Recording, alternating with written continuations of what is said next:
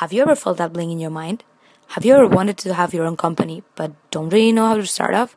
Well, here's the answer. This is the ultimate entrepreneurial manual.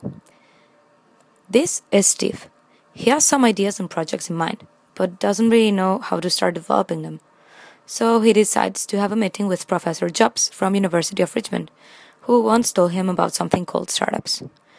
After a little chat, Steve decides on asking Professor Jobs about startups.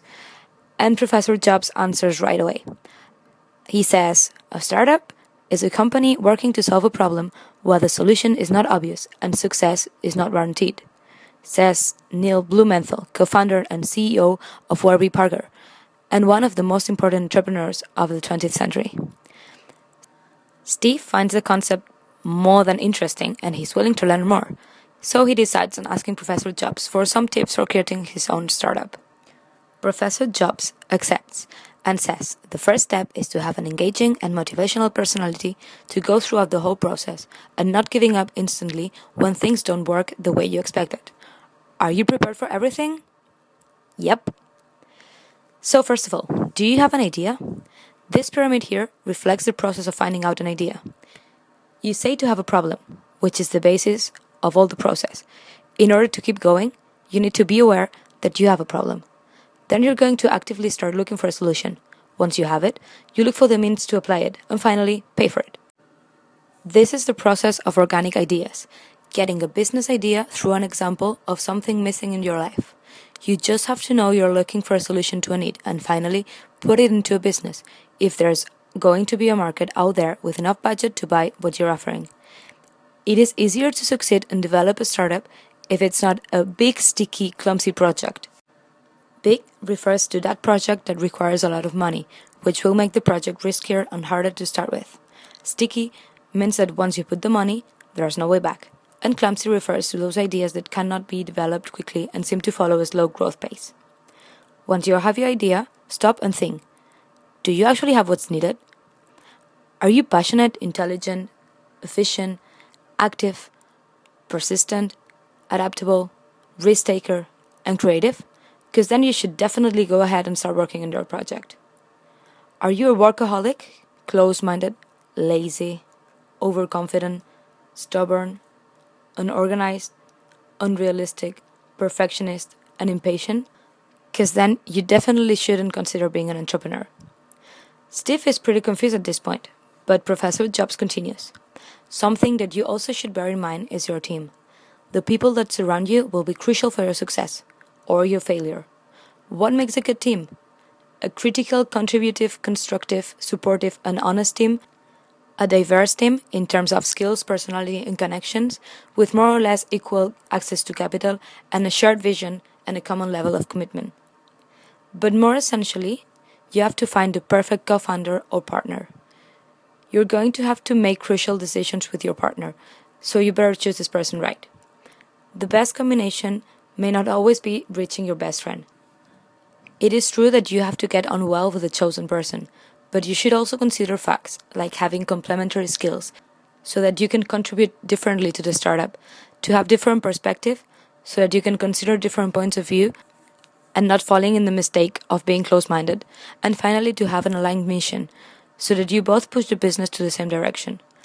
It's been proven that it's actually better to have 2 or 3 founders than just one.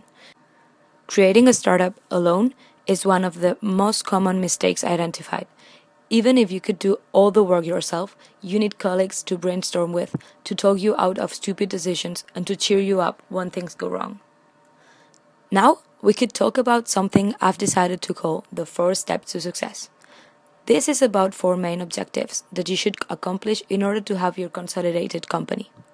It is highly important not to rush between the steps, and also not to skip any of them. The first step is having a clear vision of your idea or project.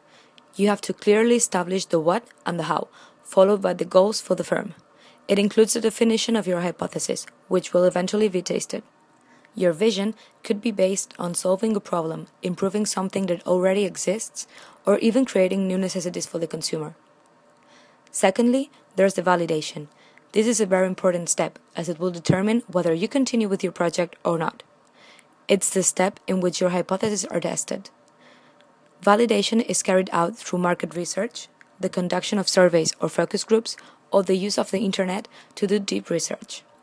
It's about going out there and actually see if what you want to offer is interesting and useful for the society. When validating your idea, you might realize you have to change some aspects of your current idea. To do so, you can use a concept called pivoting, which is a strategy used for searching a repeatable and scalable business model. In other words, by pivoting, what you do is doing frequent validations to make the business model work. The following two steps are part of the executive plan. Customer building is basically the acquisition of potential customers. Communication with potential customers is essential in order to know what product to offer based on the feedback or information provided by them. A successful way to understand our customers is by creating personas. A persona is an example or model of the customer that perfectly fits your business. It has a specific profile and needs you have to satisfy with your product or service. It's important to clearly define personas, as they will be the customers who will eventually bring the real revenues to your company. And last but not least, there's the company building. This would be the last step in which the company needs to find sources of funding, needs to acquire resources, also needs entrepreneurial ventures, and has to create a business model. The development of your business model will be your guide to create your firm. This concept is defined as the plan implemented by the company to generate revenues and make profits from operations. The model includes the components and functions of the business, as well as the revenues it generates and the costs it incurs. Your business model will determine and explain the what, the how, the why, and the who, and will act as a framework. Furthermore, the business model is static and helps to establish the pillars of your company. In order to create these pillars and develop their content, it's always useful to draw your business canvas. This is a visual representation of your business model that shows the 9 basic building blocks that will define your company. Starting with the customer segments, these are all the people organizations satisfy by creating value. This includes simple users and usual customers. For each segment, the company has to create a certain value proposition. These are the bundle of products and services that create value for your customers. The channels describe through which touchpoints the company interacts with customers delivering value. Customer relationships outline the type of relationship the company is trying to establish with the customer. The revenue stream makes clear how and through which pricing mechanisms your business is capturing value. Then you need to describe the infrastructure to create, deliver, and capture value. The key resources show which assets are essential in your business model. The key activities show which things you really need to be able to perform well.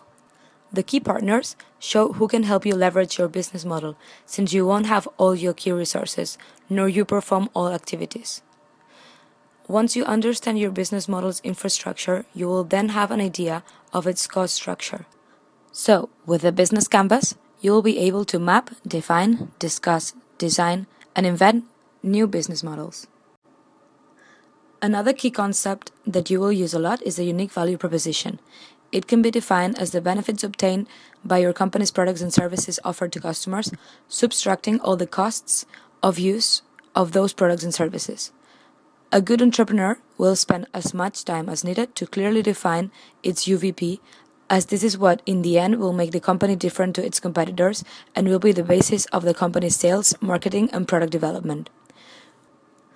When you have a clearly defined UVP, you can benefit from having a strong differentiation among your competitors, increasing both the quality and the quantity of your sales leads, gaining market share by satisfying your target segments, improving your company's operations efficiency, and increasing your overall revenues.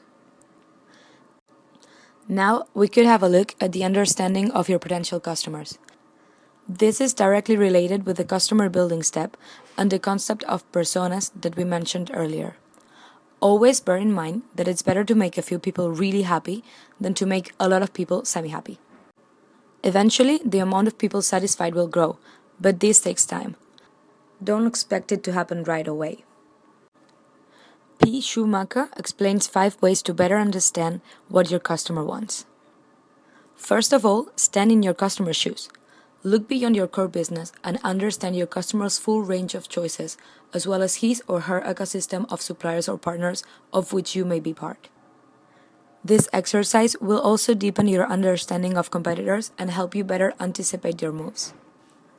Secondly, staple yourself to a customer's order. Track key customers' experiences as they traverse your company's pathway and note what the experience breaks down. Thirdly, field diverse customer teams. For example, one bank added members of the back office support group to its customer team, supplementing the usual customer-facing roles. Fourthly, learn together with customers. General Electric invited its top customers in China, along with local executives and account managers, to a seminar on leadership and innovation. Doing so not only helped General Electric executives better understand their mindset of Chinese counterparts, but it also helped them to influence that mindset. And last but not least, lean forward and anticipate. Focus on what your customer will want tomorrow. Now let's talk about money. The funding process of your company is a slow and tough path to access to capital resources, but your company needs cash to develop. It's important to create a budget before starting with the funding, as you want to know how much you need and what you want to spend that money on. Here are some ways to find financing. You can go to your family and friends. They might be the best and easiest solution. Or you could sell your idea, assuming that you actually want your company to run. Look for a partner who wants to be part of your idea and invest on it, or even find a similar company and partner with it. Ask for a bank loan. This is pretty straightforward. Find a venture capitalist. These are investors that provide money for startup firms and small businesses that they perceive have long-term growth potential. It's a source of funding for those startups that don't have access to capital markets. It entails high risks for the investors, but it also has the potential of obtaining above-average returns. Venture capital has some pros. You get access to more money, and you get it straight away. And also, you get advice by people with large experience and knowledge. However, you lose control or power in your company, in terms of equity, as they are the ones controlling that. Also, the higher the valuation is, the higher the company has to perform in order to continue to operate and grow the valuation. So, there's a risk. You could also use crowdfunding or equity funding. They both define the use of small amounts of capital from a large number of individuals to finance a new business venture. They make use of easy accessibility of networks such as social media to get the word out about a new business and attract investors. The main difference between these two is the transfer of equity. In equity funding, you're basically selling part of the company, whereas in crowdfunding, it acts as a donation, so nothing is sold. You could also use bootstrapping. If you decide to start a company by yourself and with little capital, you can be a bootstrapping by found and build the company from self-finances or from the operating revenues of the company. Or just turn to one of these three options. An accelerator is a fixed-term cohort-based entrepreneurship program, including mentorship and educational component that culminates in a public pitch event or demo day. Many of them provide a stipend or small seed investment and receive an equity stake in the portfolio company. Most offer co-working space and other services in addition to mentorship, educational, and networking opportunities. An incubator is a co-working office space for startups to build a business. They have reduced office fees, and instead of paying rents for a long time, they are accepted as a month-to-month rental. Universities run about a third of them, and governments run the others. Business angels are investors that aim at help fledgling ventures. Angels are individual investors or group of individual investors who provide seed capital and varying amounts of advice to young firms. Business angels invest their own funds. Also, they enjoy being in the game as their own motivation. They have a lot of experience as they've been successful in their businesses, and they can provide advice and contacts or networking. They always invest in exchange of equity. On this table, you can see the main differences between these three options. As we can see, duration varies for each of them, and we also can see that accelerators are the only ones that are cohort-based. The business models are different in the three options, as well as the type of selection. When analyzing the venture stage, they occur at early stage, except incubators that may occur at later stages too. The type of education provided is also different. In accelerators, we only have seminars, while in incubators we have a variety of options, and in business angels there's nothing offered. The mentorship part is pretty interesting too. For accelerators, it is intense, whereas for incubators it's minimal, and for business angels it's flexible depending on what you need.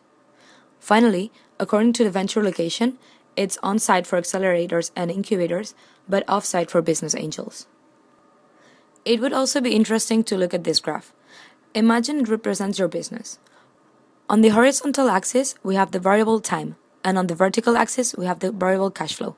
Therefore, this graph represents how cash flows evolve as time goes by for two different projects, Project A and Project B. Could you actually say which of them do you think is more profitable and which is riskier? Indeed, Project A is more profitable, but only up to a point. Before that, Project A is also the more risky one. Now, this other graph explains the financing stages for a startup. At time 0, there's the concept stage. This is the initial stage at which the entrepreneur begins to develop the idea in their mind. Then there's the seed stage, and it's in this stage that the concept begins the process of being tested and, in case it's appropriate, it's validated. Friends and family stage investment is typical at this stage. The growth stage comes afterwards. It's a stage in which the company attempts to grow sales. It is usually financed by follow-up financing angel groups, larger angel groups, or even venture capitalists as part of Round A. This growth, which began late in the early stage, extends into the mezzanine stage. This is driven by expansion as the venture attempts to scale its sales. The company is typically financed at this stage by venture capitalists with rounds A or B. Depending on the development of the company, this stage may be considered the bridge round. Finally, there's the exit stage. It's the last one of the startup funding rounds and requires a bridge round, B or C, from venture capitalists and culminates in IPO, which means initial public offering or sale to a strategic player. On this table below, we can see a simple example on how investments evolve as time goes by and the company goes through all the stages. Having seen all of this and being aware of everything you need to know, now ask yourself, is your project viable? And remember, don't give up.